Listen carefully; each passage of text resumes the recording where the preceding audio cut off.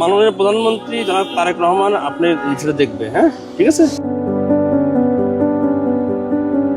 রাস্তায় না থেকে একটা ঘর বাড়ি কিংবা একটা ছাদের নিচে আপনি থাকেন। বৃদ্ধের কাছে গিয়ে থমকে গেলেন ম্যাজিস্ট্রেট, বললেন এই দোকান উচ্ছেদ হবে না।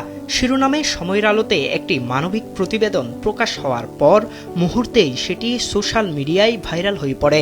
নানা সংস্থা, সংগঠন এবং ব্যক্তির কাছ থেকে ওই বৃদ্ধকে সহযোগিতা করার প্রতিশ্রুতি আসতে থাকে। এর মধ্যেই খবর আসে প্রধানমন্ত্রী তারেক রহমান বৃদ্ধ নাইমুদ্দিনের সঙ্গে কথা বলতে চান।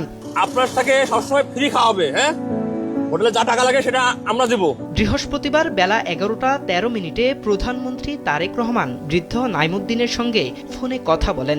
নাইমুদ্দিনের পাশে আজীবন থাকার আশ্বাস দেন প্রধানমন্ত্রী এবং বৃদ্ধকে স্থায়ী ঘর, চিকিৎসা এবং ভরণ পোষণের দায়িত্ব নেওয়ার নির্দেশ দেন আমরা বিএনপি পরিবারকে। সময়ের আলোতে একটা নিউজ হয়েছিল যে বৃদ্ধ ব্যক্তির এখানে একটা দোকান ছিল, দোকানটা উচ্ছেদ হচ্ছিল, কিন্তু মানবতার খাতিরে পুলিশ তার দোকানটা উচ্ছেদ করে নাই। এরপর নিউজটা উনি মাননীয় প্রধানমন্ত্রী জনাব তারেক রহমান দেখেছেন। দেখার পরে আমাদের আমরা বিএনপি পরিবারের আহ্বায়ক আতিকুর রহমান ভাইকে নির্দেশ দিয়েছিলেন যে এই বৃদ্ধ ব্যক্তির জন্য কিছু ব্যবস্থা করতে। ওনার জন্য 3 বেলা খাওয়ার ব্যবস্থা করা হয়েছে এবং মাননীয় প্রধানমন্ত্রীর পক্ষ থেকে ওনার জন্য থাকার ব্যবস্থা করা হয়েছে, যেখানে উনি থাকবে।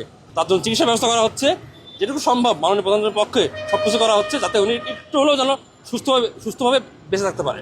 এর আগে গতকাল বুধবার ডিএমপির উচ্ছেদ অভিযানের সময় স্পেশাল মেট্রোপলিটন ম্যাজিস্ট্রেট ইমরান আহমেদের এক ব্যতিক্রমী সিদ্ধান্ত নাড়িয়ে দেয় সবাইকে। চারপাশে ভাঙচুর চললেও মানবিক দিক বিবেচনায় নাইমুদ্দিনের ছোট্ট জীবিকার দোকানটি উচ্ছেদ না করার নির্দেশ দেন তিনি। ধন্যবাদ স্যার। কাকে ধন্যবাদ দিচ্ছেন? তারেক রহমান। জানা গেছে প্রধানমন্ত্রীর পক্ষ থেকে বৃদ্ধের জন্য স্থায়ীভাবে একটি ঘরের ব্যবস্থা করা হচ্ছে। পাশাপাশি তার চিকিৎসা ও ভরণ পোষণের সম্পূর্ণ দায়িত্ব নেওয়া হয়েছে। রাজধানীর মগবাজারেই তার বর্তমান অবস্থানের কাছাকাছি এসব সুবিধা নিশ্চিত করা হবে বলে সময়ের আলোকে জানিয়েছে আমরা বিএনপি পরিবার। থাকলো, ঘুমালো, আর একটা হোটেলে যে রান্না করানো হলো, হ্যাঁ ঠিক আছে, এটা খাবে, ঠিক আছে, এটা বলে দিতে হবে। স্থানীয়রা বলছেন একটি ছোট্ট সিদ্ধান্ত কিভাবে বড় পরিবর্তন আনতে পারে এই ঘটনাই তার উদাহরণ। আমরা বলি যে উনি রয়েছে থাক, আপনারা কেন উৎসাহ করেন? এই কষ্টে আসে, যদি পারেন তাহলে আর উপকার করেন, আর না পারলে কিছু এগুলো দরকার নাই। মাননীয় প্রধানমন্ত্রীর উদ্দেশ্যে আমার খুব ভালো লাগছে এবং তার জন্য ধন্যবাদ। গরিবরা সহযোগিতা করতে আছে। অন্তরস্থল থেকে প্রধানমন্ত্রী ধন্যবাদ, সে যেন এরকম মানবিক কাজগুলো করে যায় এবং মানুষের পাশে দাঁড়ায়।